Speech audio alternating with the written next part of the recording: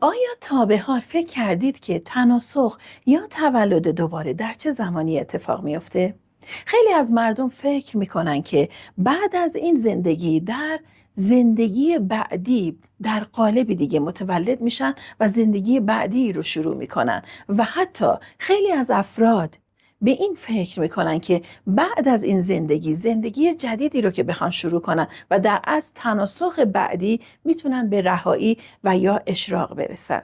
خیلی از استادان بزرگ اشاره میکنن که در آینده زندگی میتونه خیلی چالش برانگیزتر باشه و توی یکی از ویدئوهایی که یکی از شاگردان استاد اکهارت توله از ایشون سوال کردن که آیا ما میتونیم با کار درونی به تناسخمون پایان بدیم؟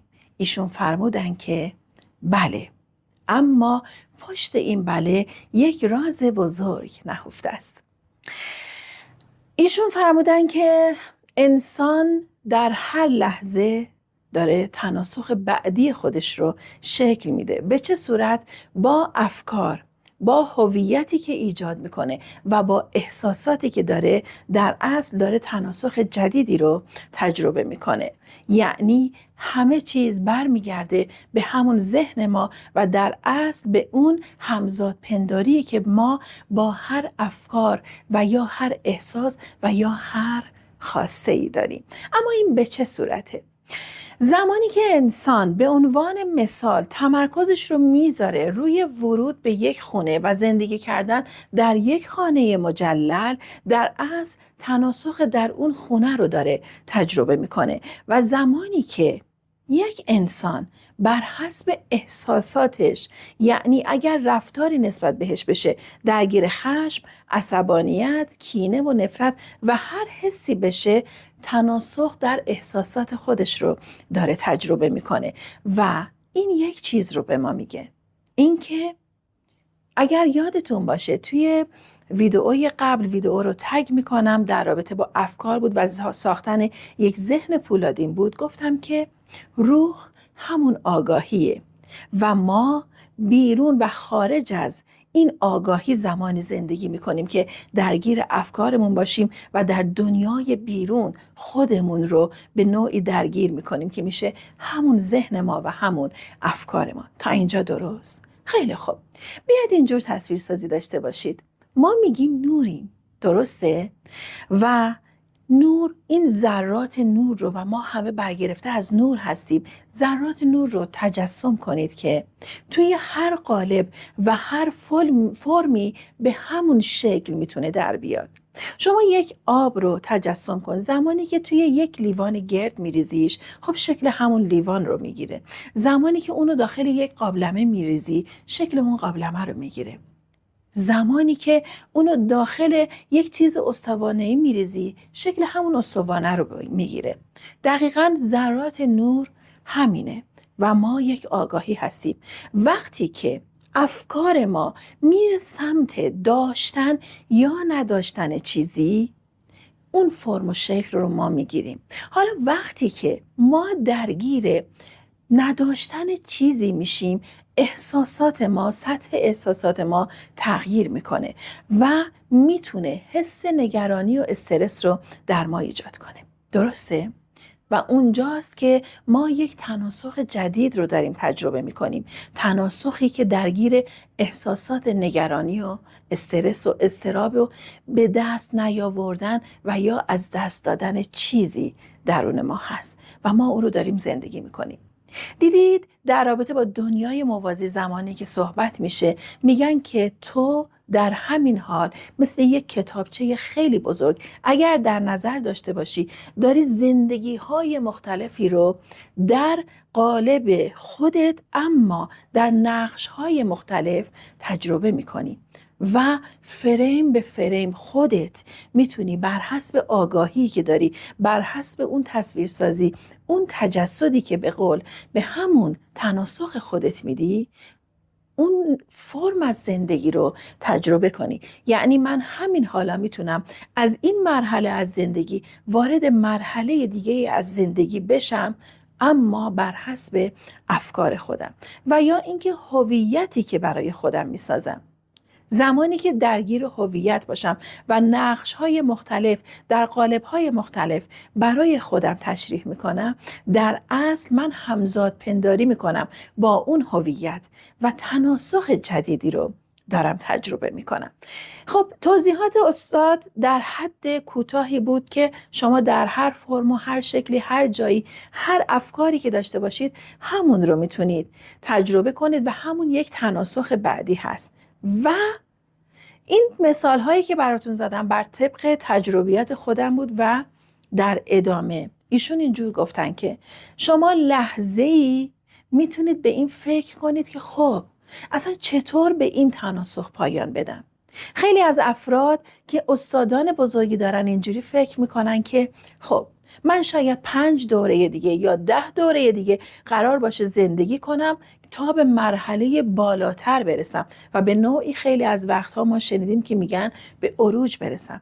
اما ایشون میگن که دقیقاً شما میتونید توی این زندگی همین شرایط رو برای خودتون به وجود بیارید و این پایان این چرخه برای شما باشه و بعد از این تناسخ شما در بعد دیگه زندگی کنید. اما به چه صورت؟ لحظه‌ای که شما یاد بگیرید در لحظه حضور داشته باشید و در زمان حال باشید. وقتی که انسان به جای اینکه مدام اجازه بده افکارش پراکنده باشه، من یه مثال براتون میزنم. صبح که از خواب بیدار میشید، با خودتون مواجه بشید. از لحظه‌ای که چشمتون رو باز میکنید چه فکری تو ذهنتون میاد؟ اگر کسی رو توی رابطتون از دست داده باشید، به این فکر میکنید که اون آدم چرا الان توی زندگی من نیست و من چه کار کنم اون آدم برگرده، یا هر چیز دیگه یا هر افکار دیگه‌ای که به ذهن شما خطور میکنه. اگر مشکل مالی داشته باشید، مشکل سلامتی داشته باشید و افکار شما مدام شما رو به این ور و اون ور بچرخونن و شما اون لحظه توی ذهنتون دارید زندگی میکنید. یعنی توی بیمارستان میری برای اینکه داری فکر میکنی نکنه تن من سلامتیش رو به دست نیاره، نمیدونم توی یک خونه محقر و کوچیک خودت رو تجسم میکنی نکنه من زندگیم روز به روز بدتر شه، نکنه شرایط اقتصادی کشور الان اینجوری شده و زندگی من روز به روز داغونتر شه و شما در فرم‌های مختلف با افکار خودتون زندگی میکنید و بعد تناسخ احساسات براتون به وجود میاد. اون وقت احساسات شما میاد بالا، حس نگرانی، حس ترس، حس خشم، حس کمبود، حس از دست دادن. و کی میتونید از تمام اینا فاصله بگیرید؟ اینه که تو ذهن نباشید، برگردید به دنیای درونتون و کار درونی رو شروع کنید. و زمانی که کار درونی رو بخواد شروع کنید شاید سخت باشه عزیزای دلم، اولش سخته، اصلا ردش نمی کنم، اما ذره ذره شما تمرین که داشته باشید تغییرات رو درون خودتون کاملا احساس میکنید. من تجربه کامل داشتم.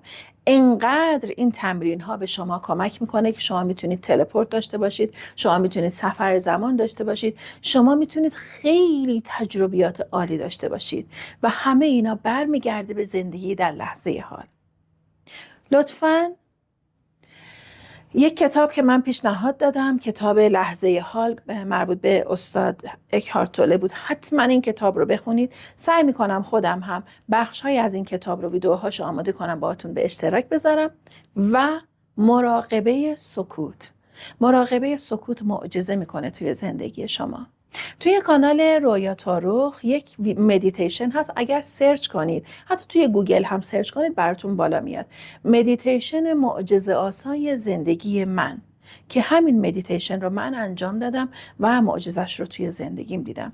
دقیقاً توی این مدیتیشن به مدت نیم ساعت من در سکوت کامل دراز میکشیدم و تمرکزم روی چشم سومم بود و اتفاقات خیلی جالبی برام افتاد. دوست دارید حتما انجامش بدید. این لحظه حال و این سکوت با مراقبه سکوت خیلی به شما کمک میکنه که شما دیگه یاد بگیرید که غرق در افکارتون نباشید و به این زندگی زمانی که به پایان میرسه بعد از اون یک پایان قشنگ بدید. یعنی یک فرا رفتن از این بعد به همون عروج برسید. پس عزیزای دلم، بله، کار کردن روی درون خودتون باعث میشه که شما دیگه تناسخی رو تجربه نکنید و وارد بعد دیگه از زندگیتون باشید. سخته. تمرینش رو شروع کنید و برگردید به خودتون، به اصالت خودتون و به نور وجود خودتون و این ذرات نورانی وجودتون رو اجازه ندید که ثانیه به ثانیه در جاهای مختلف پراکنده باشه. اگر سوالی دارید حتما بنویسید. اگر پیشنهاد ویدئویی دارید حتما برای من بنویسید. تجربه‌ای دارید در رابطه با این موضوع حتما بنویسید، با من و دوستان عزیزتون به اشتراک بذارید. ممنون میشم که ویدئو رو لایک کنید. اگر مهمان کانال من هستی بهت خوش آمد میگم. کانال رو سابسکرایب کن، زنگوله کنار سابسکرایب رو فعال کن تا از دیگر ویدئوهای ارزشمند این کانال بهره مند شی. در نهایت با قلبم و با عشق به تک تکتون میگم که خیلی دوستتون دارم. نور هستید و نور بمونید. یا حق، خدا نگهدار.